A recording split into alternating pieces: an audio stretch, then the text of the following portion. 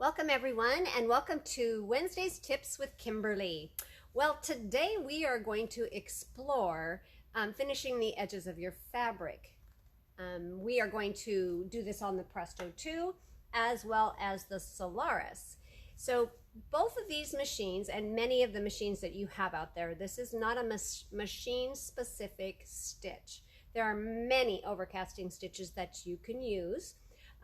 I didn't realize that until I decided to start playing with them all a while ago and found that I use the same one every time. However, it wasn't always the best choice for the fabric I was using or the situation I was in.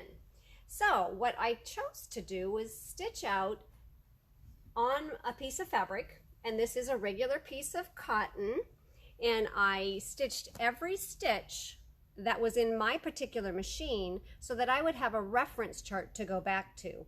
This is extremely helpful in every situation that you're in to finish the edges of your fabric. I do realize that a lot of you have sergers out there, but you know, sometimes we don't want to either take out our serger or thread it up with new colors. Me in particular, I will stack up my pants and I will have 4 or 5 pairs of pants to do. They all have a different color. So I find that I will use my sewing machine before I would use my serger. So let's get started with some of the feet that we need to use when using our overcasting stitch and find out where to find these stitches on our sewing machine. Good morning, Janet. Hi, Janet. So I have to put my glasses on, of course, because can't see if we don't. So I'm going to start out by showing you on your normal sewing machine the stitches that would be built into your machine and how to get to them.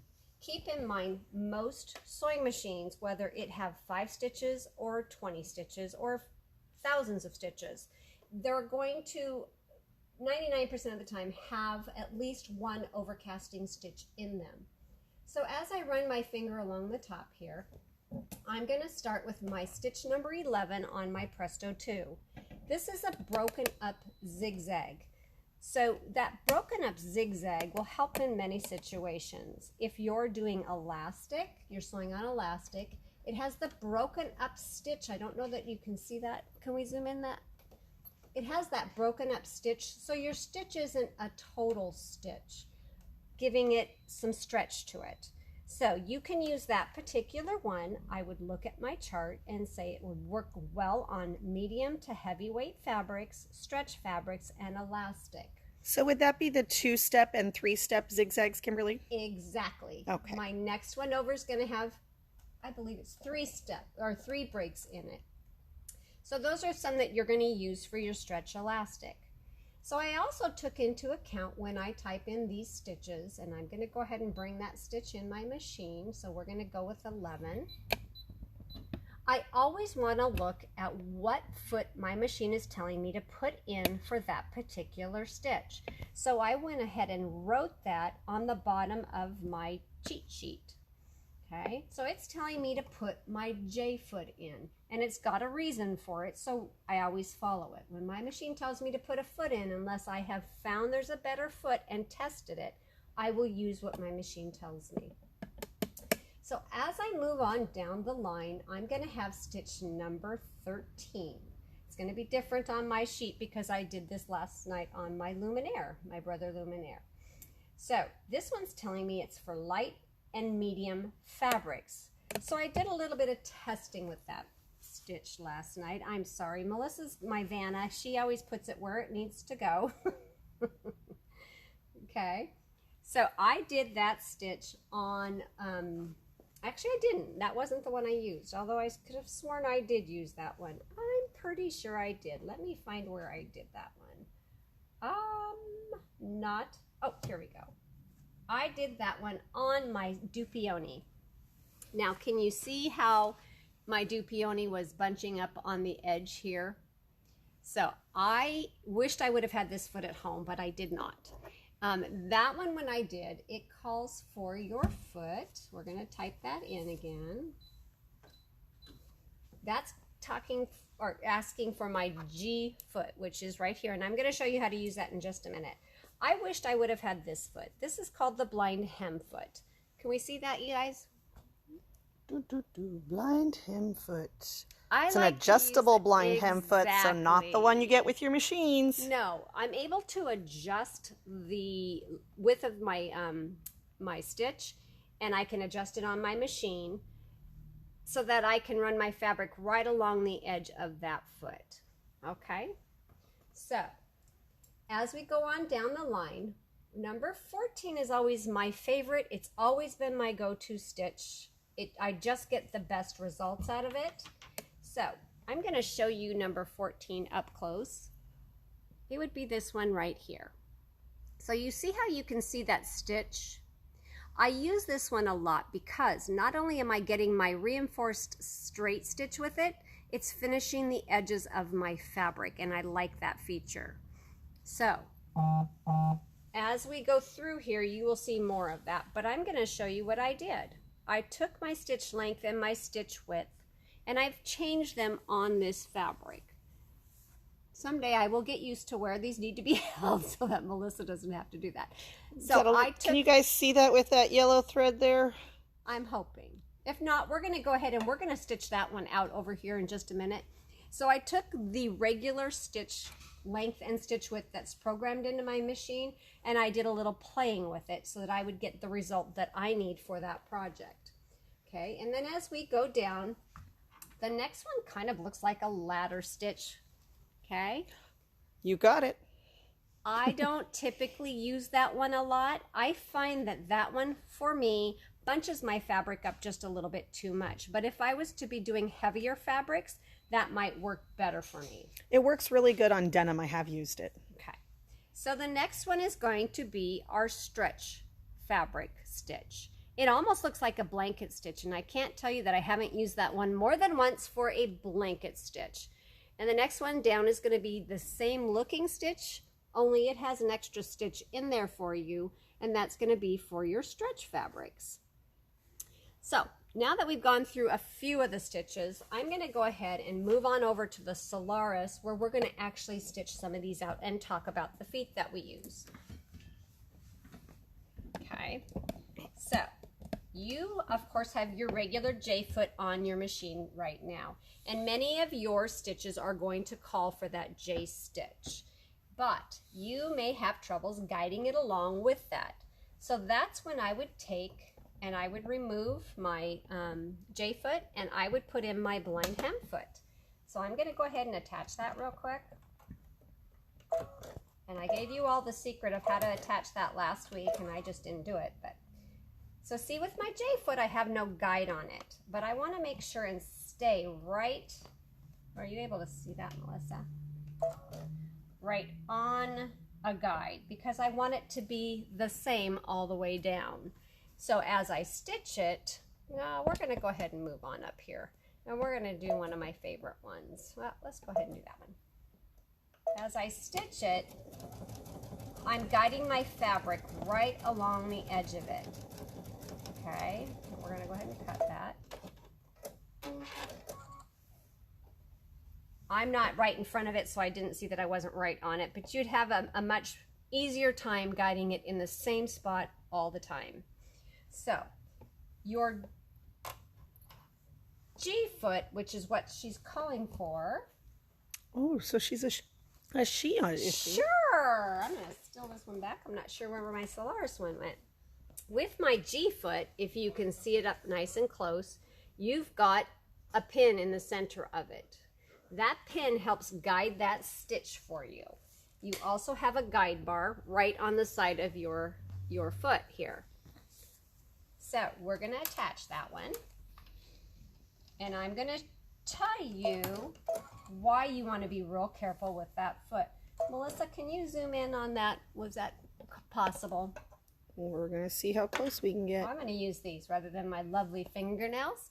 So we see that little bar there. If you happen to choose a different stitch length or stitch width than what your machine is set up for, you're going to want to make sure that you test your stitch first, because if you do not, I did this last night, knowing what I know but totally not thinking about it.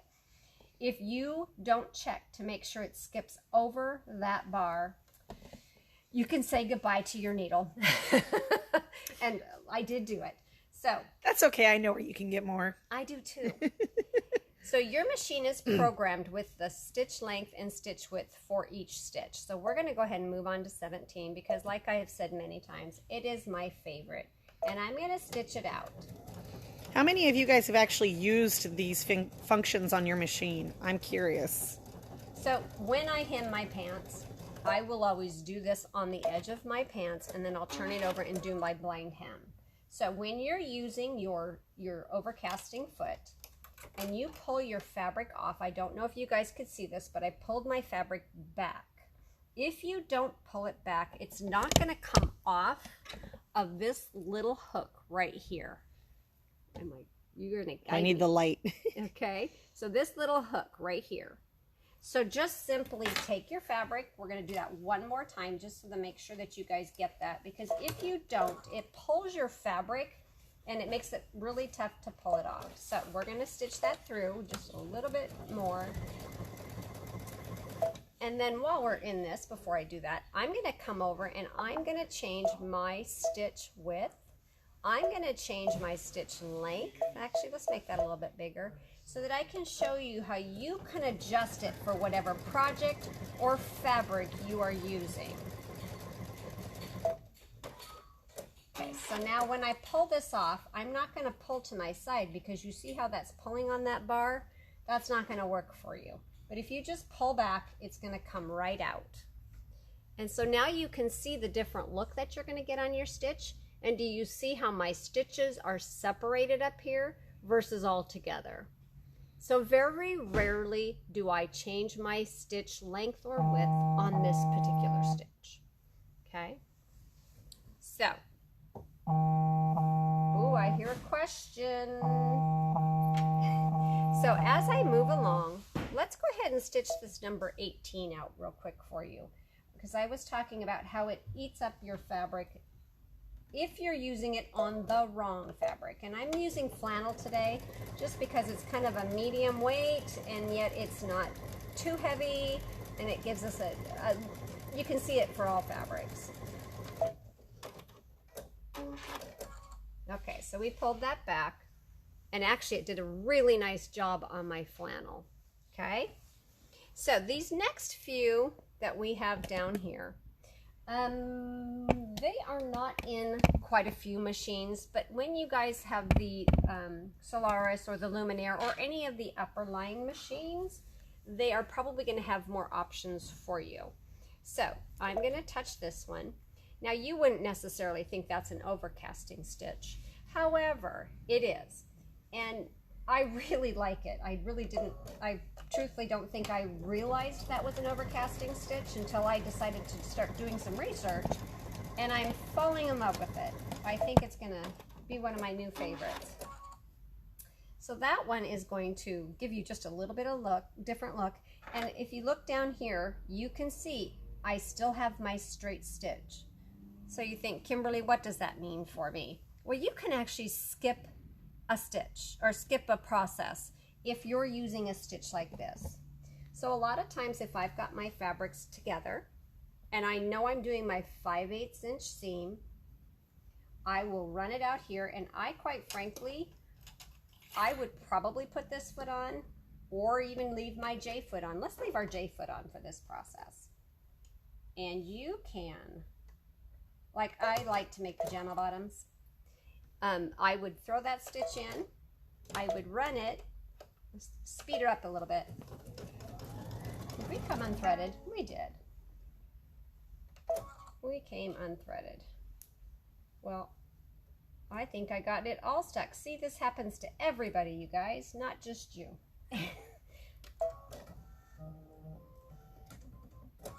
Okay, let's try that again.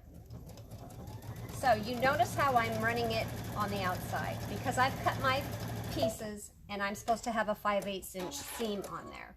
Okay, so now I have finished the edge of my fabric. I have sewn my stitch, and if I choose to, I can just come along and trim that away, and I have a finished product.